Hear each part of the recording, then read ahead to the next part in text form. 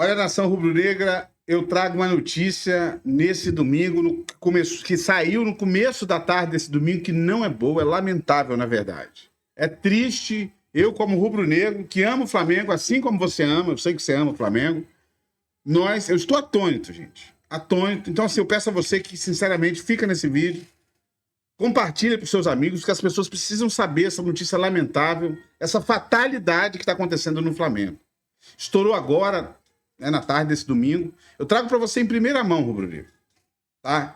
É lamentável mesmo, assim. Você vai ficar triste, eu tô triste, mas eu preciso te passar essa notícia. E é com o Gabigol, gente. É com o Gabigol. Eu peço a você que vá aqui embaixo, se inscreve no canal, ativa o sino das notificações, porque assim, todo dia, rubro-negro, eu venho aqui e te deixo a par do que tá acontecendo no Flamengo. Ativa o sino. Dá like também para você ajudar a viralizar esse vídeo, gente. Mas, sobretudo, não pula esse vídeo. Fica aqui. E você dá sua opinião sincera. Você acha que o Gabigol foi injustiçado? Porque o que aconteceu com o Gabigol é bizarro, gente. É uma coisa assim. Ó, senta se você não tá sentado. Dá aquela respirada, cara, que você vai ficar indignado, velho. Você vai ficar indignado, meu irmão. Perdão pela gritaria, mas é um desabafo, cara. Todo rubro-negro tem que ficar sabendo disso, então compartilha. Soca o dedo nesse vídeo, nesse like aí e compartilha. Eu tô até embolando as palavras. Tão triste, tão chateado que eu tô com essa porra desse negócio. Vem comigo pra notícia. Vou trazer tudo aqui, detalhado, a partir de agora. Comenta e vem comigo, vem. Tem times que abriram mão de brigar. No Campeonato Brasileiro.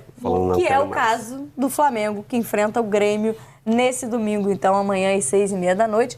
E já de cara, como o Lofredo adora, poupou 12 jogadores. 12. Não, não são 12. É o time titular. Não são, a informação é maior. Vamos lá. Rossi, titular. Varela, foi Fabrício titular. Bruno, Não sei se vai ser, mas foi. Léo Pereira, Titular. Alexandro, Isso. Pulgar. É titular. Léo Ortiz não é titular, Então, olha aí. mas aí ele tá na dúvida, por isso que ficou. por isso que ficaram 12. Tá arrependido. Ele tá na De La dúvida. Cruz, Arrascaeta, Plata, Gerson e Bruno Henrique. Isso. Todos não viajaram para Porto Alegre. Não são só 12 poupados. É o time titular completo e mais a primeira opção de substituição no time titular. E aí, segundo o Flamengo, divulgou a nota oficial para falar dos poupados. Não fez nem mistério, né? Porque muitas vezes a gente só descobre os poupados quando o repórter chega lá em Porto Alegre, vê todo mundo desembarcando, fala, cadê fulano, cadê? O Flamengo divulgou uma nota oficial em que justifica a questão do calendário, por ter um tempo menor de recuperação entre as partidas e por ainda, de fato, existir uma dificuldade mais técnica de chegar a Porto Alegre, ainda em função da tragédia que a gente teve das enchentes no Rio Grande do Sul, pela viagem que precisa fazer para chegar hoje à Arena do Grêmio, onde será o jogo amanhã. Então, entende que por todo esse desgaste, esse tempo curto de recuperação... E aí, o que significa toda essa nota, Lofredo? Vamos priorizar o jogo contra o Penharol quinta-feira que vem. A justificativa é válida? Eu acho que até que ela é válida, tá? Porque você pode conseguir justificativa para aquilo que você quiser na vida. Pensa numa ideia... For bom de argumentação, você consegue. Exatamente. Se a lábia for boa... Pensa numa ideia, executa e dá sua justificativa. E vê se as pessoas acreditam ou não. O que a gente vê aí? Que o Flamengo, e isso pode acontecer não oficialmente, mas claramente, se o Botafogo ganhar e o Flamengo perder... O Campeonato Brasileiro, ainda que o Flamengo tenha um jogo a menos em relação ao Botafogo, o Campeonato Brasileiro já foi. Principalmente se o Palmeiras ganhar junto, tá? Porque aí não é só a distância do Botafogo, é a distância do Botafogo e mais um segundo colocado posicionado ali para caso o Botafogo falhe. Não precisa ir longe, o Flamengo sentiu isso no ano passado. Ainda tentou dar um respiro ali no final, mas não tinha mais chance, estava muito longe. Exatamente. Então, se acontecer esse resultado, pode acontecer do Flamengo, assim como o São Paulo fez, foi lá jogar com o Cruzeiro, e com o time todo reserva e ganhou. E aí você tem que ouvir, tá vendo? Olha só, o nosso planejamento deu certo. Tudo bem, beleza. Muitas vezes, você vê... Gente, segura aí que tem a notícia do Gabigol lamentável que eu vou trazer pra vocês, tá? Segura aí, não sai do vídeo não. E tem informação importante nesse vídeo aqui também, nesse corte que eu tô fazendo aqui também. Você viu o Hendrick? fez o errado e deu certo. Mas não significa, né? Vai lá, jogada 3 contra 1 no contra-ataque, vou chutar aqui de longe. Tá errado? Tá errado. Mas acertou, fez o golaço. Fez o certo. Não significa que fez o certo. Né? Deu certo? Deu certo. Significa que fez o certo? Não. Né? Mas pode acontecer. Enfim, acho que fica bem claro que o Campeonato Brasileiro já foi. E mais, esse é que é o problema. Não garante nada que vai ganhar do Peñarol. Não tem garantia. Vou deixar esses 12 jogadores de fora e aí depois, no meio de semana, eu vou lá e ganho do Peñarol fora de casa por 2 gols de diferença. Onde está escrito que está garantido isso? Então pode ser que o Flamengo, em uma semana, fique fora de 2 competições.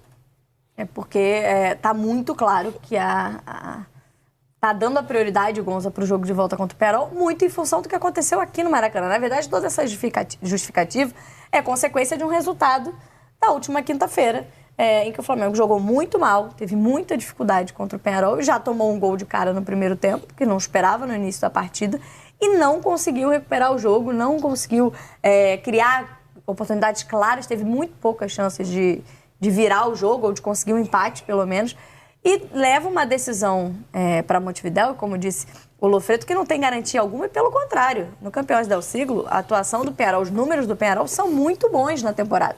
Então vai ser muito difícil, é uma tarefa muito árdua, e a sensação que dá é essa. Então a gente vai dar descanso absoluto para os titulares, que é para a gente tirar o máximo deles. Só que é só deles que tem que tirar o máximo. Esse rapaz aí na tela também tem a sua importância nessa decisão de quinta-feira. Vamos lá, vou tentar nessa linha que o Lofredo falou, vou tentar ser bom de argumentação. Isso, assim, você concorda, então? Não, na teoria, eu estou com o Lofredo. Na teoria, eu acho que o Campeonato Brasileiro tem que ser a prioridade, tem que ser o mais importante, tudo isso.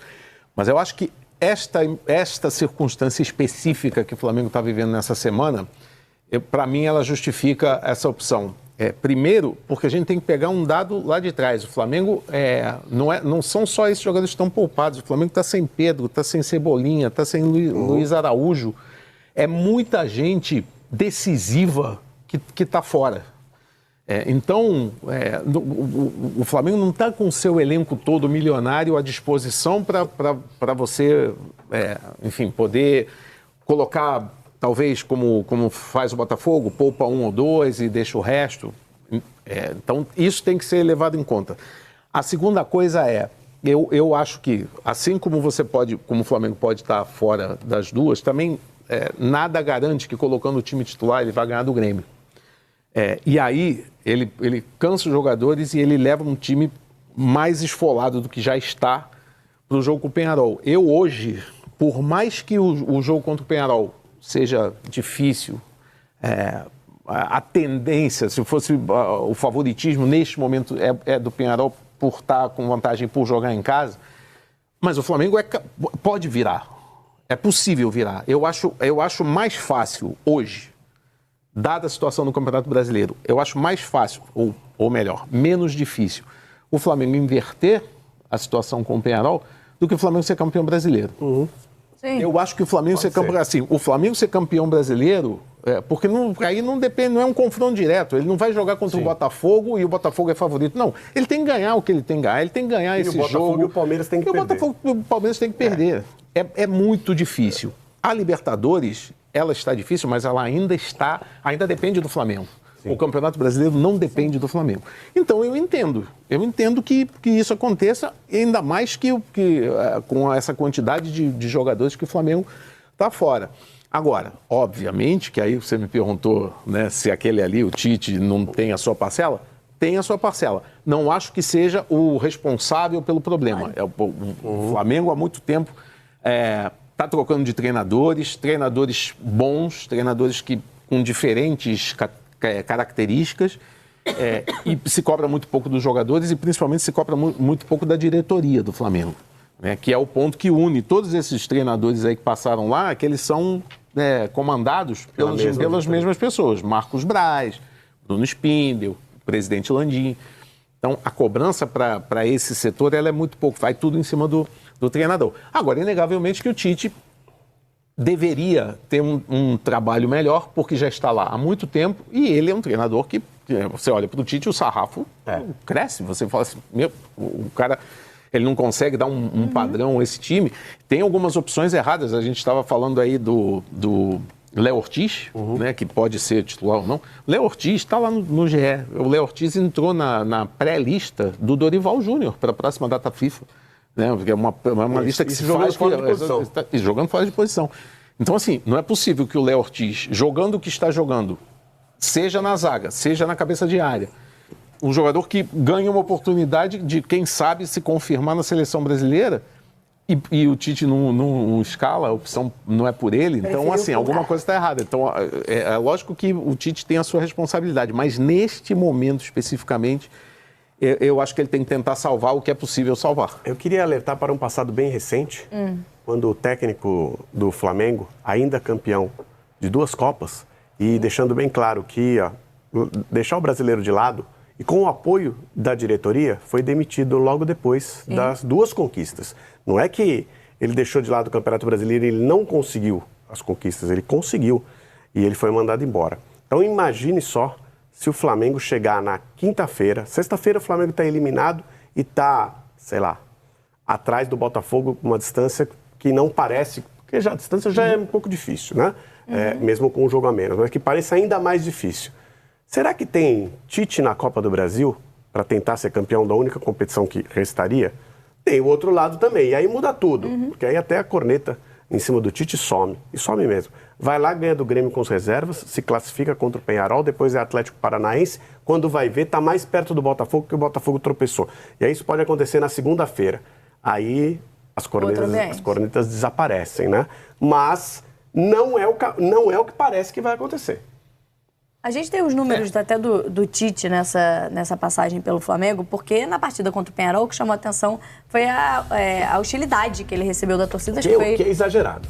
Concordo, mas de fato foi o jogo em que essa hostilidade foi maior, né? O Tite foi xingado por maioria no Maracanã, né? Foi muito alto a hostilidade a ele. Mas os números são 65 jogos, 40 vitórias, 10 empates e 15 derrotas, um aproveitamento de 66,67%, 67%.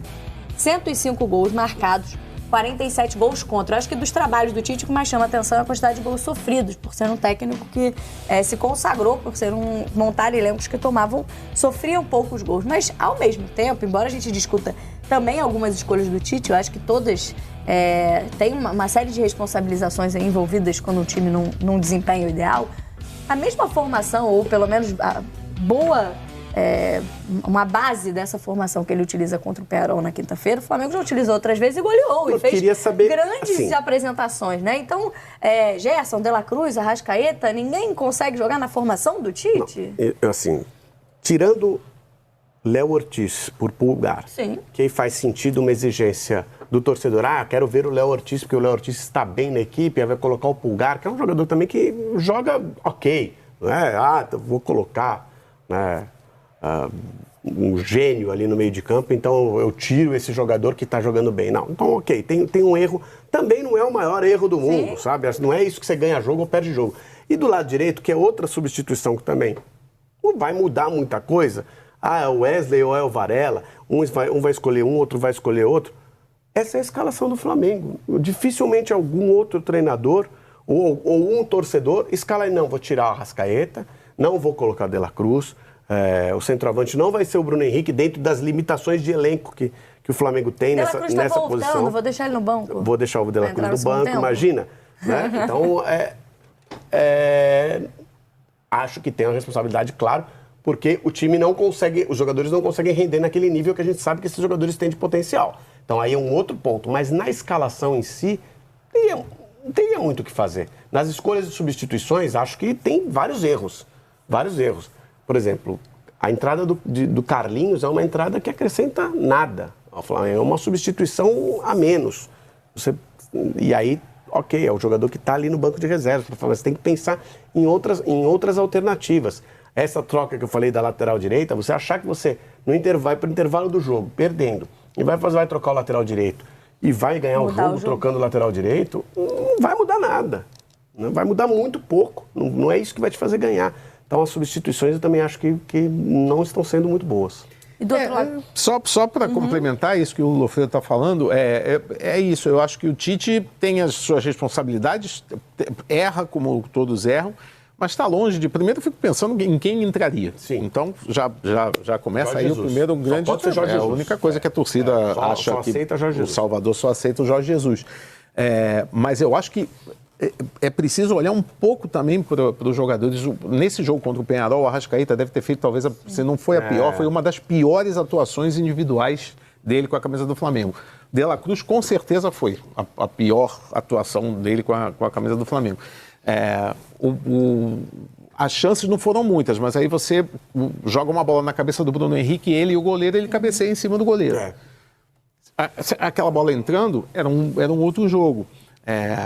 E eu sempre acabo caindo, e aí erro da diretoria, porque avaliou mal a posição, mas a questão do centroavante, quando você perde o Pedro, talvez seja o jogador mais difícil de você substituir com o que você tem no Flamengo. Porque Carlinhos, como o Lofredo falou, é um jogador que está muito abaixo do nível que tem que ter um jogador do Flamengo hoje, e o Gabigol não quis mais. Parou de jogar. Não quis, o Gabigol não quis, né? A diretoria não quis e pronto. Então, a única possibilidade ali de jogar com referência, o que sobrou é o Bruno Henrique. Que não está nem tão ruim assim, mas você não pode exigir muito dele. Então, o Tite erra. Poderia estar melhor? Poderia. Mas não é o único que tem que ser cobrado. Quem não está preocupado com os problemas do Flamengo é o Grêmio, adversário deste domingo. Do Grêmio. Com os problemas dele mesmo. O Grêmio está nessa maratona, digamos, de Campeonato Brasileiro, que é tentar somar pontos na competição, desde que o Grêmio ficou só com o Campeonato Brasileiro para disputar. Vem de uma derrota para o Atlético Mineiro, um empate contra o Bragantino, não consegue somar pontos, continua mais próximo da zona de rebaixamento até do que da parte de cima da tabela, onde a gente imaginava ver o Grêmio agora ganhando fôlego.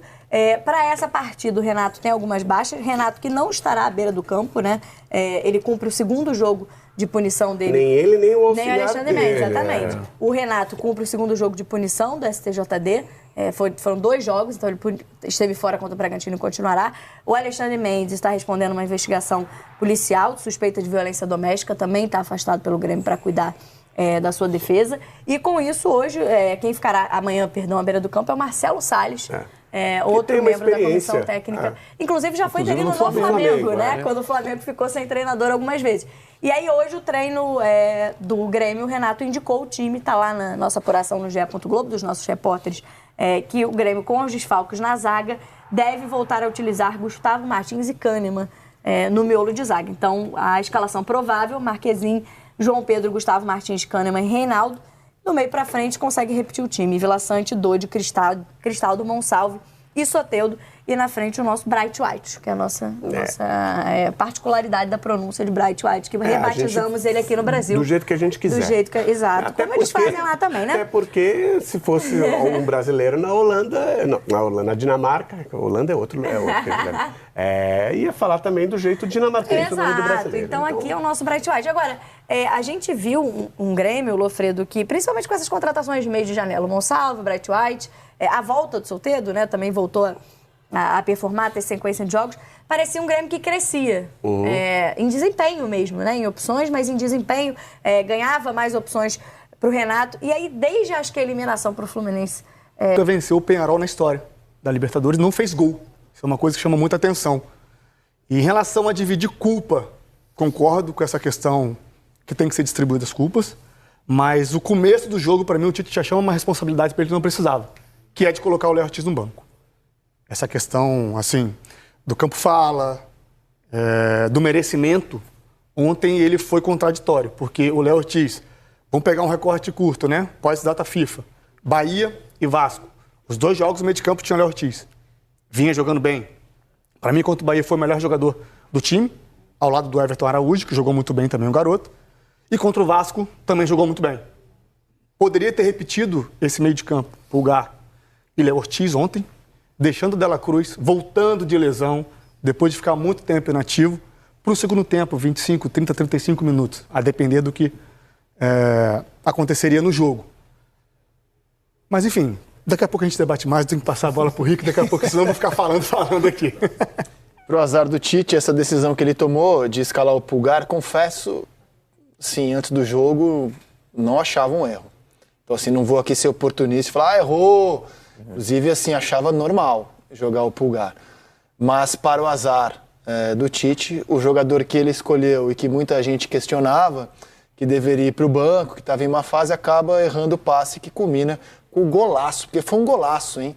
A gente tem que falar também do time bem treinado e organizado que é o Peñarol e abriu o placar com um golaço para o azar do Tite, iniciado com uma falha do Pulgar. Richarlison, boa tarde, bem-vindo à Seleção.